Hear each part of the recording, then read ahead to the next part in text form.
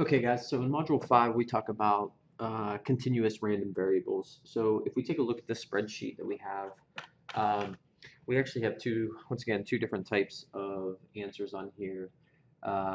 We have our discrete variables and our continuous variables. So the main difference between the two, or the difference between the two, is that discrete variables are variables that are data that are a result of counting, and continuous data is data that's a result of measurements. So if we take a look at these, we have price, bedroom size, pools, distance, townships, garages, baths. Um, so the ones that are results of counting would be your number of bedrooms: 2 bedrooms, 6 bedrooms, 4 bedrooms, 3 bedrooms. Pool, 1, 0, 1, 0. Um, Garages, how many garages it has as a result of counting: 0, 1, and then the number of baths, 1.5, 2, 2.5, 3. So those are all what we call discrete random variables because they're results of counting. What we're going to talk about today is how we calculate probabilities of continuous random variables, which are those are results of measurements such as price. A price is a measurement. Size of a home would be a measurement, and then distance is also a measurement. So what we're going to do is we're going to take a look at price today and just talk about some basic concepts, and then we'll get into how we calculate probabilities. Um, so the first one that we're going to talk about is when we have um, continuous random variables that have the same probability of occurring. So if you guys recall, if we go back to creating a pivot table and looking at relative frequencies, or not relative, but frequencies of, in this case, price, we would go ahead and do it. And what we would see is we would see basically a count of every price occurring once. So then that's kind of the whole idea of why we group those together, is so we can get a better frequency or a better count of those continuous random variables. Uh, so what I did was, real quick, is I went ahead and I sorted these in numerical order. So the lowest down to the highest, in this case, price. So what we're going to take a look at is what's known as a uniform probability distribution. So what I did was I kind of graphed it here. Um, if you take a look at this graph, so what we have here is we have basically this information uniformly occurring. So some things to notice here. So on the bottom is what we would call the actual prices, or the range. So if you notice from the data, the smallest selling price for a home was $125,000. The highest price for a house was 345.3 $100,000. So what we're doing is we're taking a look at these, and we want to look at the probabilities of occurrences. Now, with continuous random variables, we don't look for probabilities of specific outcomes, meaning what's the probability that a house would sell for $125,000. We don't look at a specific instance because, once again, that's looking at a very small probability. So what we do for continuous variables is, instead, is we look at a range. We look at a range and say, what's the probability that a home will go on the market between $125,000 and $150,000? So that's what we're going to talk about, is how we do that. We'll take a look at a few examples, but what I want to explain is, so that's what this is graphed out to be. So what we have another concept we have to understand is, and this is going to hold true with when we look at normal distribution here in a minute, or I guess in the next video. But what you got to look at is that the area underneath our curve is 100%. Now, in probability terms, we're looking at 1, right? Because probabilities, the relationship between probabilities and percentages, probabilities are the decimal form of percentages. So basically, we have all of our data falls underneath this curve. So this curve represents 100%, or, once again, we're going to talk about measurements in probabilities. So we're looking at the entirety underneath this is 1%. Okay. So just basic concepts. So once again, the bottom, or the x-axis here, is going to represent the values of our range, right? So 125 to 345.3. Now, something that is not on here yet is how the height of this is determined. Once again, the idea behind this is that there's the same probability exists if a home would come on the market at 125,000, 125.1, 127.6. So once again, we're having like that one occurrence. So what the height tells us is the probability of a single occurrence. Now, how that is calculated is actually um, 1 divided by b minus a. Now, when you see b minus a, and once again, for example purposes, I'm going to explain what all of these are. So the 1 represents the entirety 1 or 100%. So the probability of 1 or 100%. The b minus a is actually the maximum minus the minimum. So for our example here, the probability of a single occurrence would be 345.3 minus 125. So we have, let me shrink this up here. So this is actually the probability of a single occurrence. Once again, that's representing the height. So if I was to give a probability or a height to this, once again, I would take my 345.3 minus 125, and I would have it's equal to 1 divided by 220.3.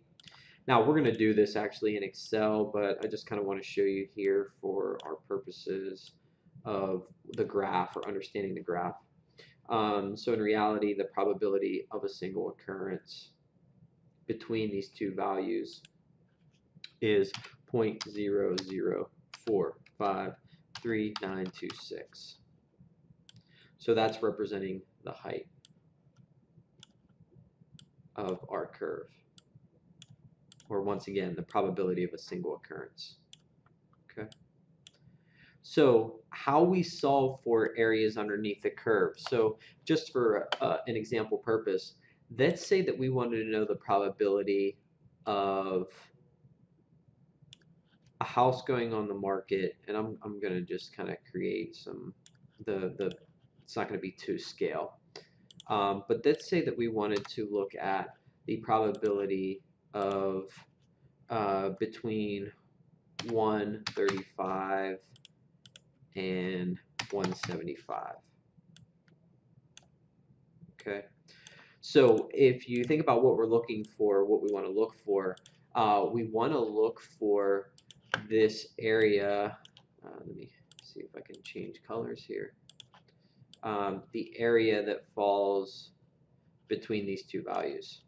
Okay, so what that means is we can actually do the math for this. Now it's actually simpler than you may think, because we are going to actually use the formula for area, which, if you know, the area of a rectangle is going to be base times height. So what that means for area equals base times height, we're going to solve for area, and our base is going to be the distance or the range that we want to observe, in this case between 135 and 175. So our base is going to be the difference between those two, so 175 minus 135, so we have a base of 40. Now, we already figured out the height, which is 1 over b minus a, or in our case, 1 over 345.3 minus 125, but we actually got a result of 0.0045396. Okay. So once again, this is a base times height formula.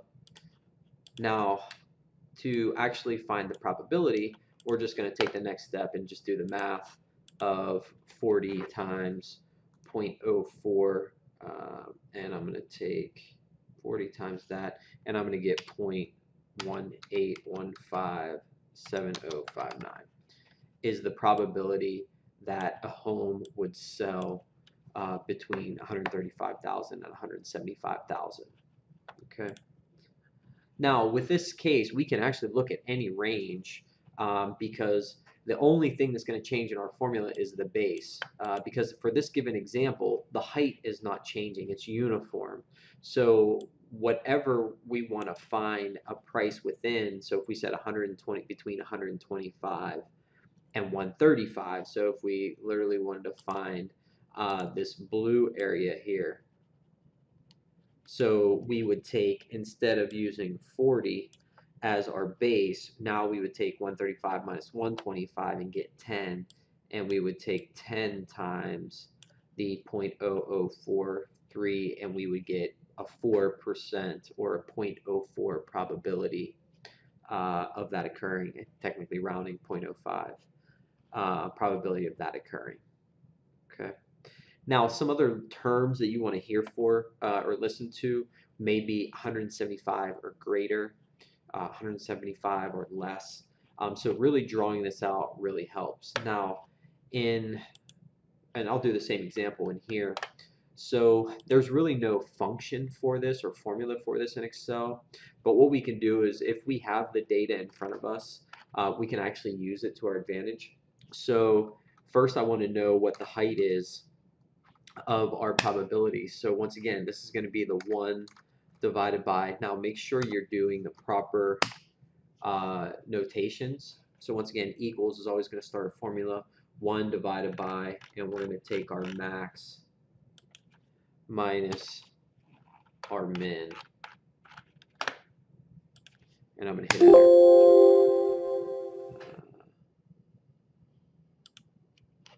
Sorry there. I must have had a parenthesis or something off there.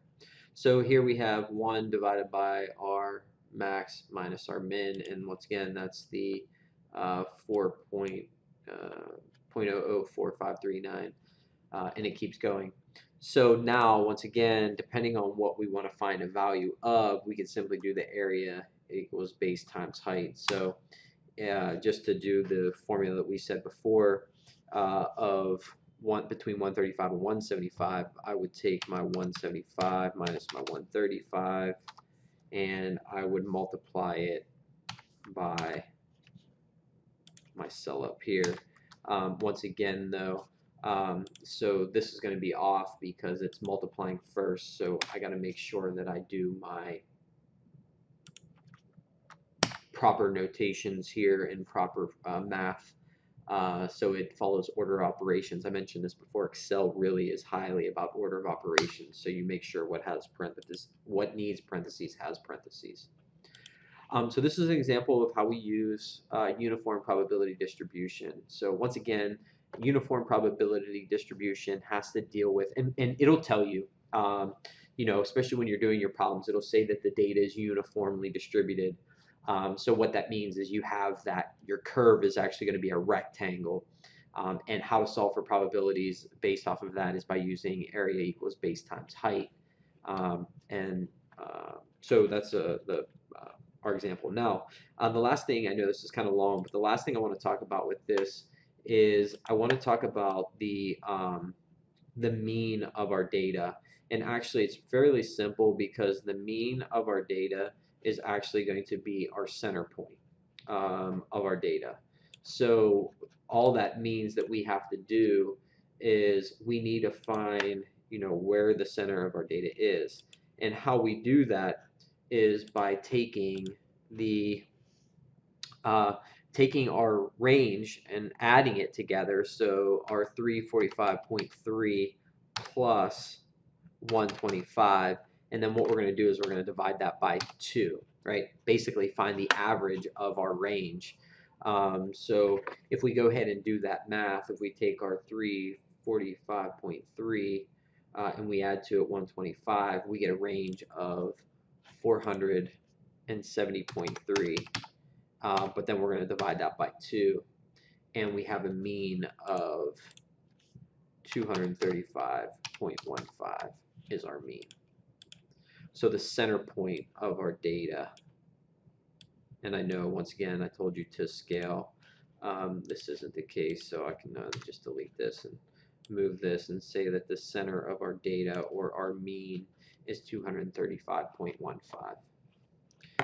If you have any questions on uniform probability, please reach out to me, guys.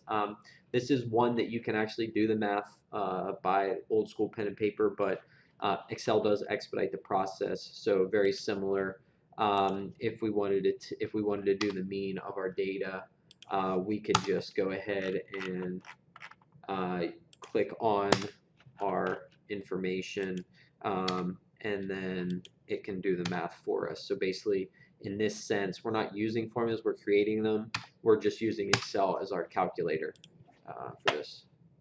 Once again, any questions, guys, please feel free to reach out to me.